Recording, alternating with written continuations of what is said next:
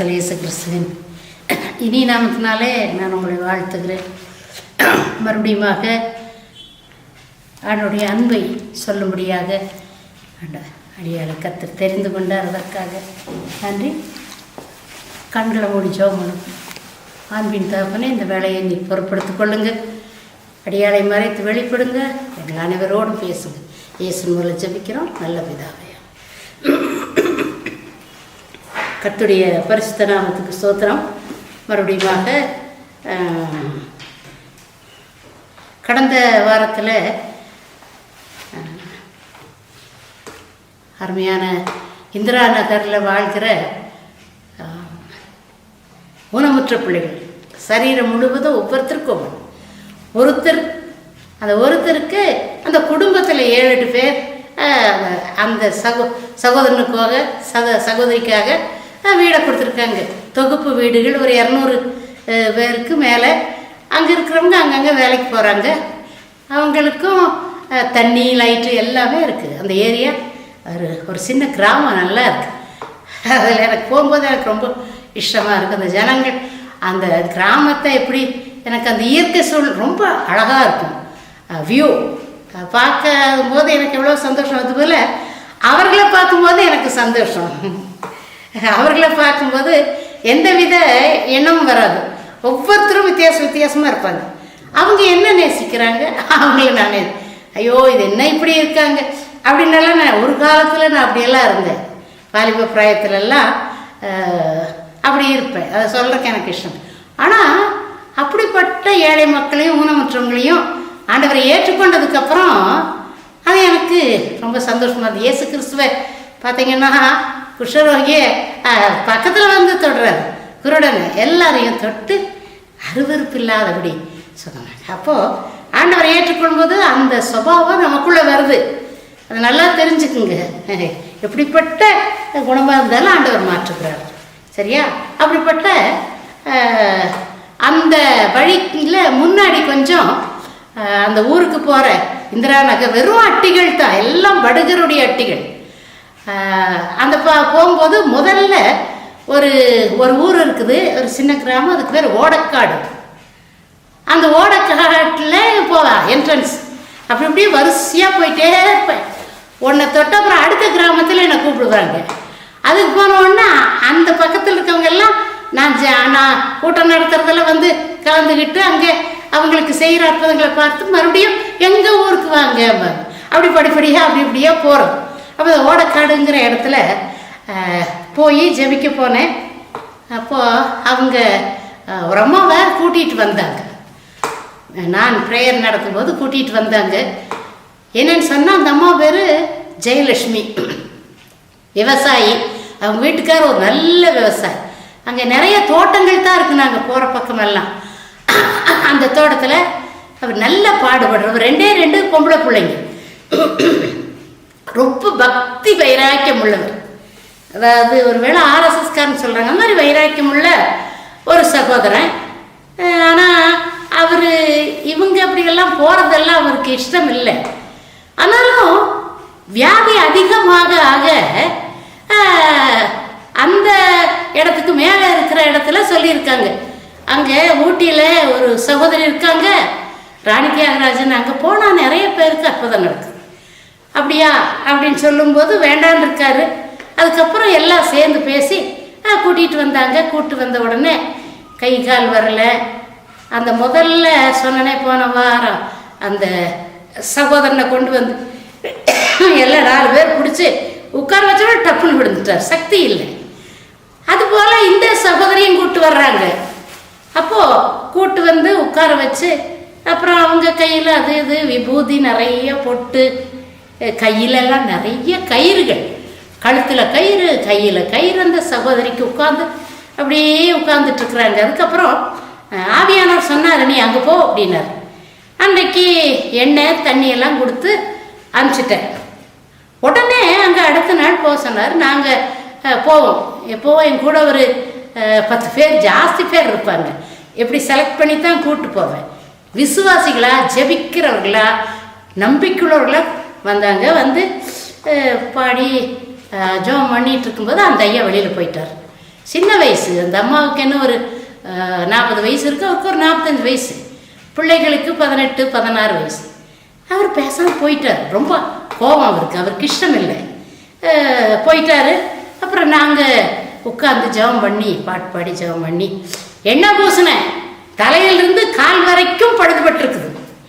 கை, கழுத்து, காது, நெஞ்சு, வயிறு, முதுகு, இடுப்பு, தொடை, அந்த முட்டிக்காலுக்கு மேலே கீழே பாதம் முழுசும் தலையிலிருந்து கால் வரைக்கும். பாவமாக இருக்குது, பார்க்கறதுக்கு நல்ல லட்சணமாக இருக்குது, பாவம் ஒல்லியாக உயரமாக. அதுக்கப்புறம் பார்த்த உடனே ஆண்டவருடைய மனதுருக்கம் எனக்கு வரும். மனதுருக்கங்கிறது எங்கே கற்றுக்கொள்வீங்க? அறிவுங்கிறத எங்கே கற்றுக்கொள்வீங்க? ஆண்டவராக இயேசு தான் அறிவு. நீங்கள் 19ஆம் சங்கீதத்தை எடுத்து வாசிங்கன்னா அநேக எல்லாம் அவர்கிட்ட இருந்து வர்றது தான். எவ்வளோ முரடனாக இருந்தாலும், எவ்வளவு கோபக்காரனாக இருந்தாலும், எவ்வளவு பயங்கரமான பொம்பளையாக இருந்தாலும் அவரை ஏற்றுக்கொண்டா, உண்மையாக சொல்கிற, சத்தியமாக சொல்கிற, நான் மாறினேன். நான் ஒரு சம்பவத்தை நான் வாசித்தேன். ஒரு ஆர்டிஸ்ட், ஒரு ஓவியம் வரைகிற ஒரு ஆள், அவர் ஓவியம் வரைஞ்சிருக்கிறாரு. எப்படி வரைஞ்சாருன்னு சொன்னால், ஒரு பயங்கரமான ஒரு மனுஷனை கொண்டு வந்து ஓவியம், அவருடைய இஷ்டம், அவன் அங்கேயும் இங்கேயும் சிரிச்சுக்கிட்டு கோவப்பட்டுக்கிட்டு அவர் வரைகிறவர் கழுத்தை பிடிச்சி அப்படி இப்படியெல்லாம் தப்பிச்சோம் பிடிச்சோன்னு வரைஞ்சி முடிச்சுட்டு வந்துட்டாரு. இந்த மாதிரியெல்லாம் அந்த வரைகிறவங்களுக்கு ஓவியக்கார் கிடைக்காது. அப்படியே ரொம்ப விசேஷமானது தான் அப்படி செய்கிறாங்க. செய்துட்டு வந்து இந்த ஆள் நல்லா அழகாக போட்டு, ஐயோ எனக்கு இது நான் வரைஞ்ச எல்லா ஓவியத்தை விட எனக்கு ரொம்ப அந்த நேரத்தில் பயமும் செத்து போயிடுவோம் அப்படிங்கிற, அவனை பார்த்தா அதை விட அசிங்கமாகவும் கேவலமாகவும் அப்படி இருந்தா எப்படியோ நம்ம கையில் வரைஞ்சிட்டோம் தைரியமாக. பெரிய வரைஞ்சி பெருசாக போட்டு வச்சுருக்காங்க படத்தை. எல்லாரும் வந்து பார்த்து, எப்படி இவன் எங்களுக்கு தெரியுமே, எப்படியோ ஒன்றை விட்டான் இப்படி முடிஞ்ச உடனே அப்புறம் ஒரு 2-3 வருஷம் கழித்து அவரே தான் மறுபடியும் மற்ற இடங்களில் போய் இப்படி ஓவியம் வரைஞ்சிட்டு இருக்கும்போது ஒரு சாந்தமான ஒரு மனுஷனை பார்த்தாரு. அவர் கையெடுத்தார். கையெடுத்து இவரும் அப்படி பேசும்போது, நீங்கள் ஆண்டவரை ஏற்றுக்கிறீங்களா? ஆமாங்க அப்படின்னு. நான் கடவுளுக்குள்ளே வந்திருக்கிறேன் அப்படின்னாரா. அப்படியா, சரி சரி, உங்களை ஒரு படம் எடுத்துக்க வரையிட்டா தாராளமாக வரைங்க அப்படின்னு. அவரை வரைஞ்சாராம். ரொம்ப சாந்தமாக, ரொம்ப அமைதியாக, ரொம்ப பொறுமையாக. பார்க்கும்போது அப்படியே பார்க்கும்போதே ஒரு பெரிய நமக்கு ஒரு மதிப்பும் மரியாதையும் அன்பும் வரும். அதை வரைஞ்சி முடிஞ்சிட்டு, சரி வாங்க உங்களை நான் ஒரு படம் போட்டு வைக்கணும் வர சொன்னாராம். அவர் வந்தாராம். முடிச்சதுக்கப்புறம் ஒரு வாரத்தில் வந்தாராம்.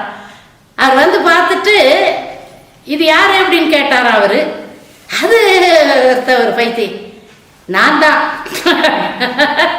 என்ன ஒரு ஆச்சரியம், அது நான் தாங்க, நான் தான், இது நான் தான். இப்போ எவ்வளோ சீக்கிரம் மாறுதலுக்காக நான் சொல்கிறேன். படிக்கும்போது ரொம்ப இதாக இருக்கு. அப்புறம் சொன்னார், அப்படிப்பட்ட ஆளா எப்படி ஆண்டவர் எனக்குள்ளே வந்தாருங்க.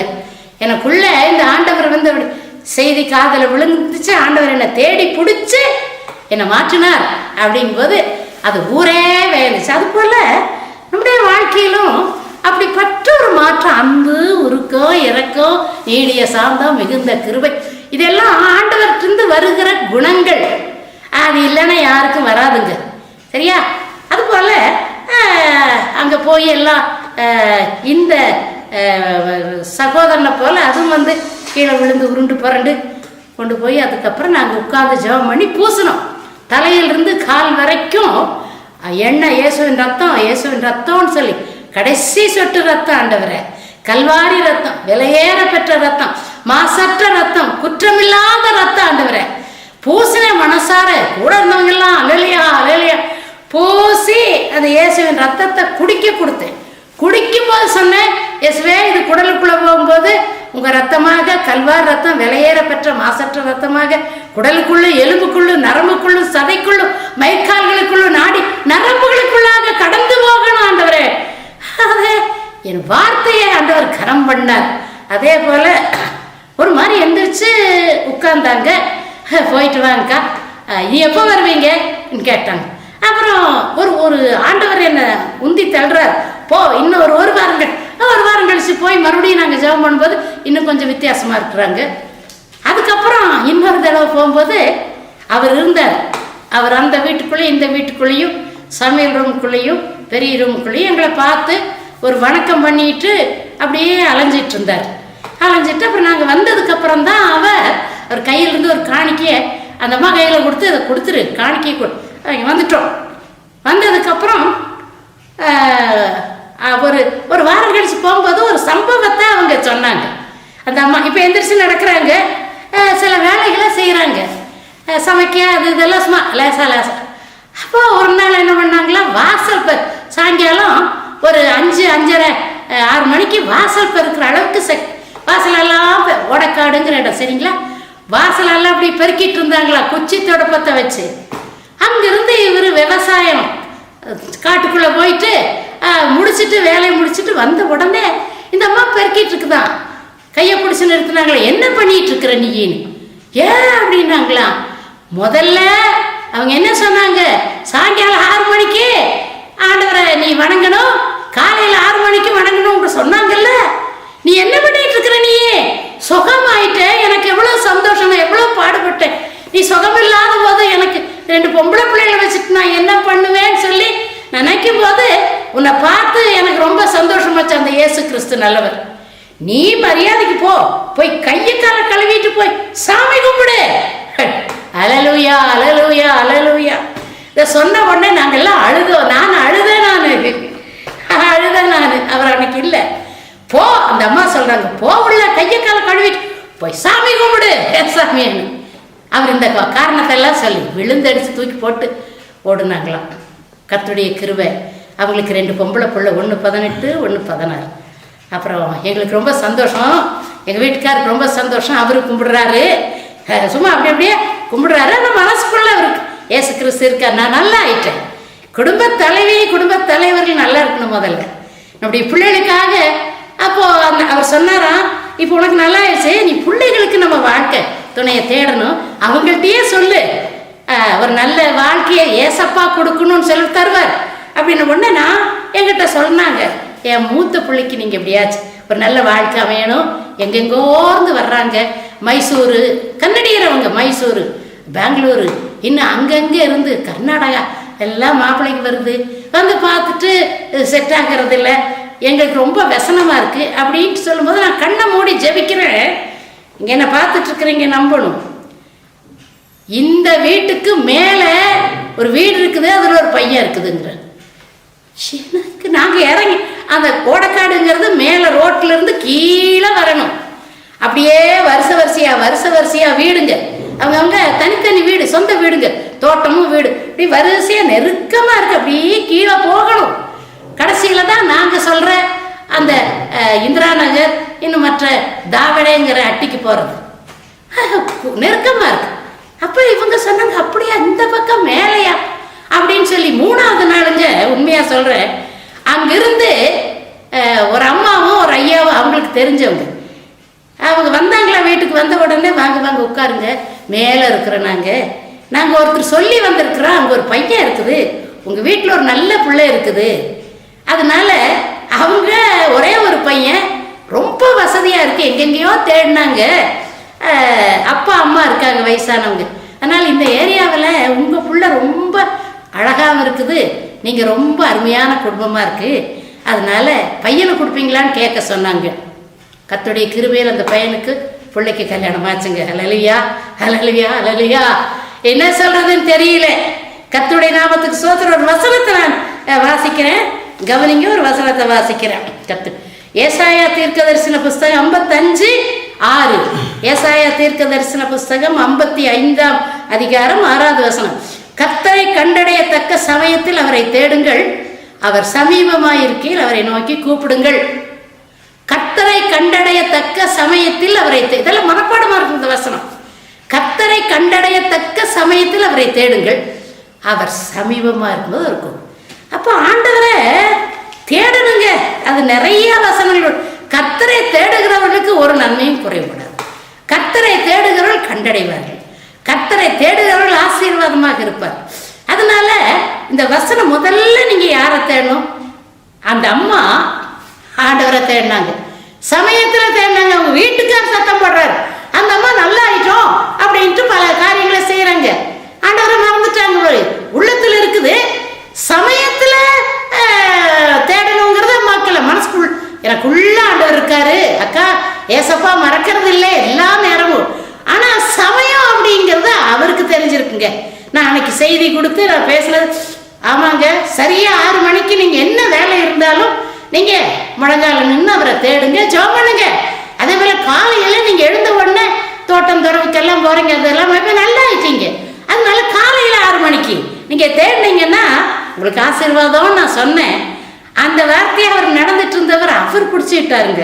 இவங்களும் சொல்லியிருக்காங்க, அந்தந்த சமயத்தில் உட்காந்து அக்கா சொன்னாங்க 6 மணி, பிள்ளைங்கெல்லாம் சொல்லுவாம்மா 6 மணிமா உட்காருமா உட்காருமா நிஜாம்மா நாங்கள் பார்த்துக்குறோம் அப்படின்னு. அவரும் பார்த்துட்டு போவாராம் வருவாரும். ஆனால் அன்றைக்கு அவர் சொன்னதான் அவங்க சொன்னபடி தேடு, அவருக்கு அது ப்ரூஃப் ஆயிடுச்சு. ஓ, அப்போ சரியான நேரத்தில் அவரை தொழுது கொள்ளணுங்க. இப்போ அந்த அம்மா சரியான நேரத்தில் தொழுது கொண்டதுனால தன்னுடைய பிள்ளையுடைய வாழ்க்கையும் பார்த்தா அவங்களுக்கு ரொம்ப எங்கிட்ட சொல்லி சொல்லி சிரிக்கிறாங்க. நாங்கள் போகிற வழிதாங்க, நாங்கள் இறங்கி வர்ற வழியில் தான் ஒரே ஒரு பையன், நாங்கள் எங்களை விட வசதி உள்ளவங்க, எங்களை எல்லாம் கேட்பாங்களே, எங்கள் பிள்ளையெல்லாம் தகுதியில் அவருக்கு அப்படின்னு நினச்சிட்டு இருக்கும்போது நீங்கள் சொன்னீங்கல்ல, சரியான நேரத்தில் நாங்கள் வேண்டிக்கிறோம். சில சமயம் என் பிள்ளைகளையும் கூட வேண்டிக்குவாங்க. என்னுடைய வேண்டுதலை கேட்டு அந்த பிள்ளைக்கு ஒரே ஒரு பையன், ரொம்ப அழகாக இருக்குது, ரொம்ப வசதி, அந்த நிறைய அந்த இடத்துல தோட்டங்கள் இருக்குதான். அப்போ ஒருவேளை நம்ம கர்த்தரை கண்டடையத்தக்க சமயத்தில் அவரை அந்த ஜெயலட்சுமிக்கு மாத்திரம்தான் அற்புதம் நடந்துச்சா? இல்லைங்க, ஆசீர்வாதம் அப்படிங்கிறது தொடங்கும். ஆசீர்வாதம் அப்படிங்கும்போது ஒன்னோட நின்று வரதில்லை. ஒரு ஆசீர்வாதத்தை ஆண்டவர் நமக்கு கொடுத்தாருன்னா விசுவாசிச்சோன்னு சொன்னா தொடர்ந்து அந்த ஆசீர்வாதம் வந்துட்டு இருக்குங்க, வளரும் வளரும். ஆண்டவருடைய சமூகத்துல நம்ம பெற்றுக்கொள்ளுகிற ஆசீர்வாதம் வளரும், வளர்ந்துகிட்டே போகும், வளர்ந்துகிட்டே போகும். எவ்வளோ ஒரு சந்தோஷம், மறக்க முடியாது, பின்னாங்க முடியாதுங்க. ஏன்னு சொன்னா இது நம்ம சோர்ந்துட்டு இருக்கிற வேலையில இன்னொரு அற்புதம் நடக்கும். ஆரம்பத்துல நான் கொஞ்சம் சில சமயம் சோர்ந்து போவேன். அப்ப யாராவது வருவாங்க அக்கா அப்படின்ட்டு, ஐயோ இருங்க இருங்க அப்படி நம்ம எப்பெல்லாம் சோர்ந்து போக ஜாக்கிரதையா இருங்க. சோர்வு வருதா அவங்க வாழ்க்கையில, ஆண்டவரை முழு மனசோட ஏற்றுக்கொண்டு உங்களை யாரும் பேசி உங்களை கேவலப்படுத்தி அப்படியெல்லாம் பண்ணியும் கூட நீங்க வைராக்கியமா இருந்திருக்கலாம் இல்லையா? அப்படித்தான் விசுவாசங்கிறது. அதுதான் அந்த விசுவாசம். அப்படி இருந்துச்சுன்னா ஏதோ ஒரு சாத்தான் கொண்டு வந்து ஏதோ ஒண்ணு கொஞ்சம் லேசா சோர்வு கொண்டு வந்தான்னா ஏமாந்து போயிடாதீங்க, ஏமாந்து போயிடாதீங்க, ஏமாந்து போயிடாதீங்க. ஏன்னு சொன்னா அந்த சோர்வுக்கு மத்தியில நம்ம ஆண்டவரை நோக்கி பார்த்து ஒன்றும் செய்ய வேண்டாம், மௌனம் கூட ஒரு ஜெபமா சரிங்களா? நான் சொல்லுவேன், நான் உட்கார்ந்து சில காரியங்களுக்கு பெருமூச்சு விட்டுட்டு இருப்பேன், அதுவும் ஜெபம். சில வேளைகள்ல கண்ணீர் மாத்திரம், ஒரு வாய் திறந்து ஒன்றும் பேச மாட்டேன், ஆண்டவரே கூப்பிட மாட்டேன், பேச மாட்டேன், அப்படியே உட்கார்ந்து அழுதுகிட்டே இருப்பேன். அது ஜெபங்க. பெருமூச்சு விட்டுட்டு இருப்பேன், அது ஜெபங்க. கண்ணை மூடிட்டு இருப்பேன், அது ஜெபம். சரியா? அப்படிப்பட்ட வேலைகள்ல சோர்வுகளை ஆண்டவர் மாற்றி போடுகிறார். பேச முடியறது இல்லை, என்னத்த சொல்றது, ஐயோ நான் இப்படி எல்லாம் இருந்தேன், இப்படி எல்லாம் ஆண்டவரை மக்காக வாழ்ந்தேன், எனக்கு ஏன் அப்படின்னு சொல்லாதீங்க. அமைதியா இருங்க, அமைதியா இருங்க, கண்ணீரை விடுங்க, பதில் வருங்க, உடனே பதில் வரும். அதுதான் கர்த்தரை கண்டடையத்தக்க சமயத்தில் அவரை தேடுகிறது. அவர் சமீபமா வந்தார். எப்பெல்லாம் நம்ம கூப்பிடுறோமோ, பிள்ளைகளை கூப்பிட்டு பாருங்கம்மா, சும்மாருமா நான் கொஞ்சம் எழுதணும், புருஷனை கூட அட நான் வேலைக்கு போறேன், நீ என்ன தோட்டத்தில் வேலை செய்யற ஒருத்தனை கூப்பிட்டா ஏன் சீக்கிரமா அப்படின்னாம்மா இன்னொரு 2 செடிக்கு தண்ணி ஊற்றிட்டு வர்றேன், நீங்க அது வரைக்கும் இருங்க, நான் நியாயமான காரியம் அடுப்புல வேலை செய்துட்டு இருக்கமா தாளிச்சிட்டு இருக்கிறேன். இப்படித்தாங்க உலகம். யார் கூப்பிட்டாலும் கேட்க மாட்டாங்க, யாரு நமக்கு உதவி செய்கிறது. ஆபத்து காலத்துல கூடும்போது, எல்லா வேலைகளையும் கூப்பிடும்போது கர்த்தர் பக்கத்தில் இருப்பேன். எப்படிப்பட்ட வேலை, வியாதியோ பிரச்சனையோ போராட்டமோ ஆபத்தோ நாசமோசமோ பொல்லாத காரியங்களோ, நீங்க ஒரே ஒரு வார்த்தை எசப்பான்னு சொல்லுங்க, இறங்கி வருவார். அதுதான் உண்மை. உலகம் அப்படி செய்யாதுங்க. அதனால இப்படிப்பட்ட நல்ல ஆண்டவர் அந்த குடும்பத்துல நிறைய காரியங்களை செய்தார். அதுக்காக நம்ம நன்றி சொல்வோம். கண்களை மூடி நம்ம ஜெபம் பண்ணுவோமா? மறந்துடாதீங்க, இந்த கர்த்தரை கண்டடையத்தக்க சமயத்தில் அவரை தேடி அவர் சமீபமாக இருக்கும்போது அவரை நோக்கி கூப்பிடுவோம். சரியா? வருவார்.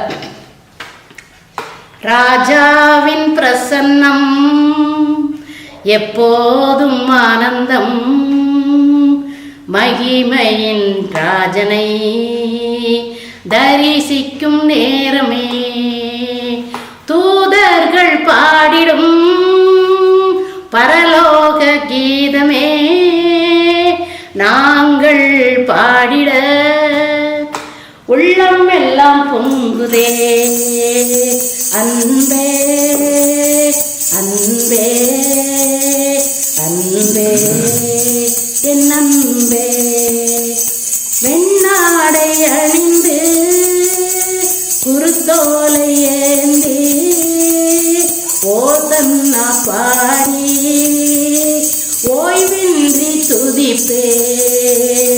அன்பே அன்பே அன்பே என் அன்பே, நீரே என் கண்மலை, நீரே என் கோட்டை, நீரே என் அடைக்கலம், நீரே என் நம்பிக்கை.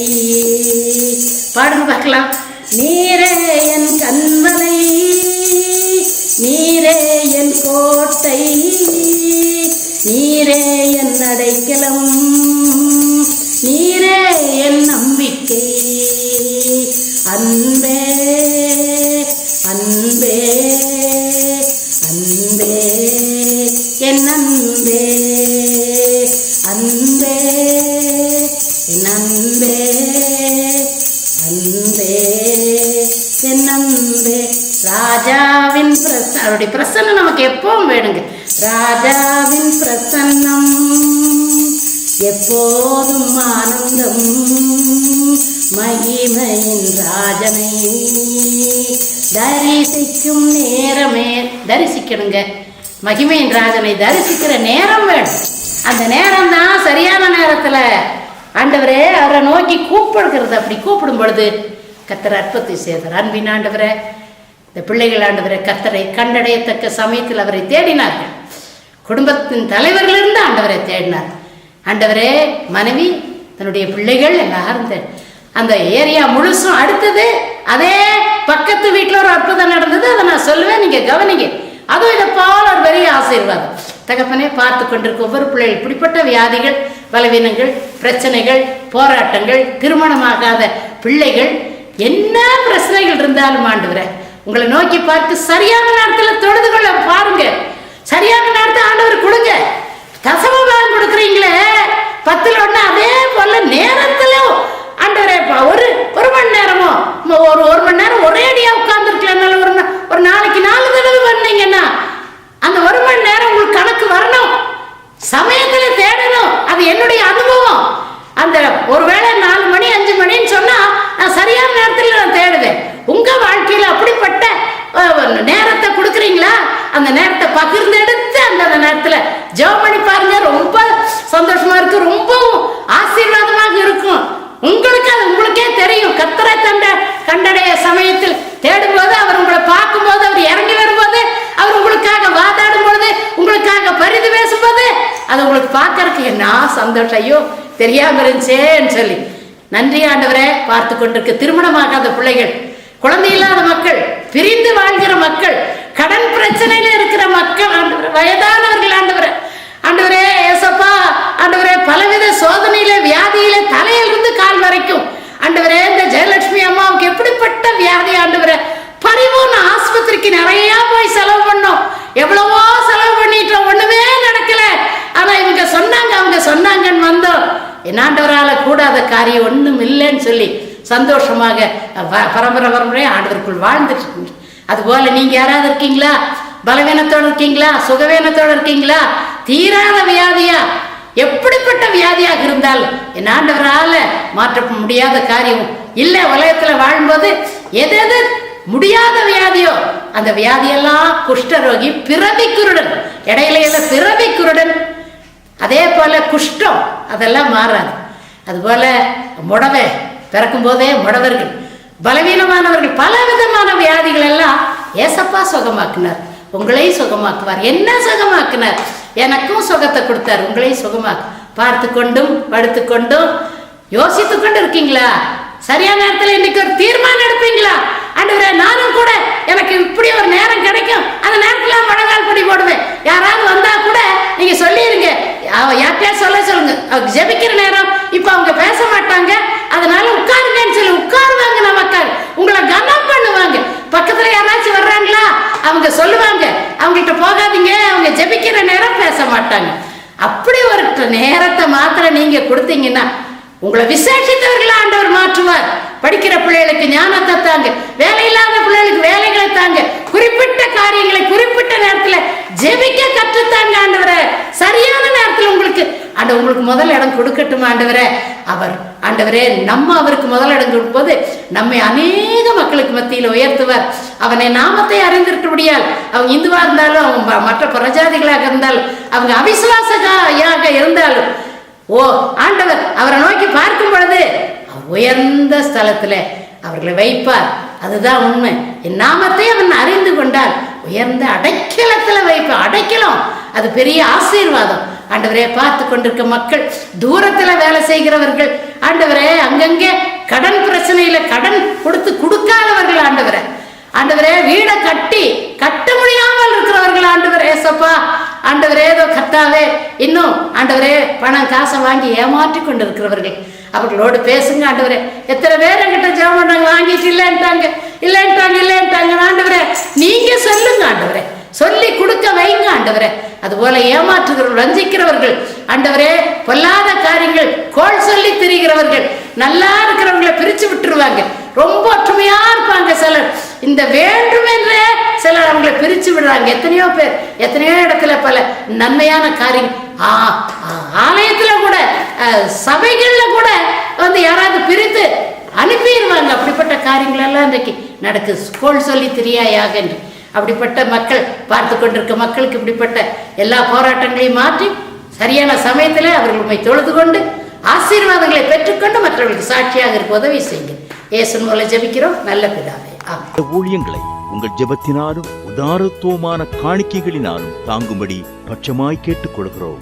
மேலும் இந்த ஊழியத்தின் கட்டிட நிதிக்காக சகோதரி Esther Selvarani, Canara bank account number 622221005210, IFSC code CNRB 00162330, சேரிங் கிராஸ் பிரான்ச் ஊட்டி 603001.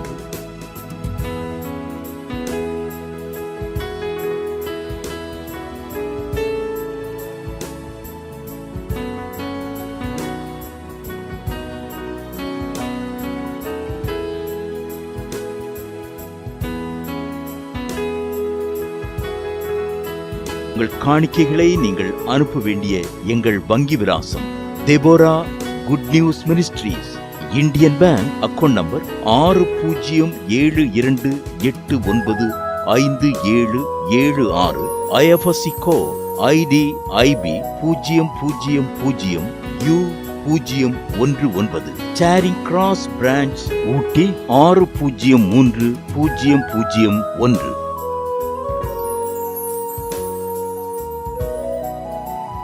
மேலும் எங்களுடைய போன்பே எண்கள் 9443604157. கர்த்தர்தாமே உங்கள் அனைவரையும் ஆசீர்வதிப்பாராக. கேட்ட செய்தி உங்களுக்கு மிகவும் ஆசீர்வாதமாய் இருந்திருக்கும் என்று நம்புகிறோம். அன்பானவர்களே, உங்கள் ஜெப தேவைகளுக்கும் மேலும் ஆலோசனைகளுக்கும் நீங்கள் தொடர்பு கொள்ள வேண்டிய எங்கள் விலாசம்: சகோதரி எஸ்தர் செல்வராணி, இரக்கத்தின் வாசல் இயேசு ஊழியங்கள். செல்போன் 9443604157.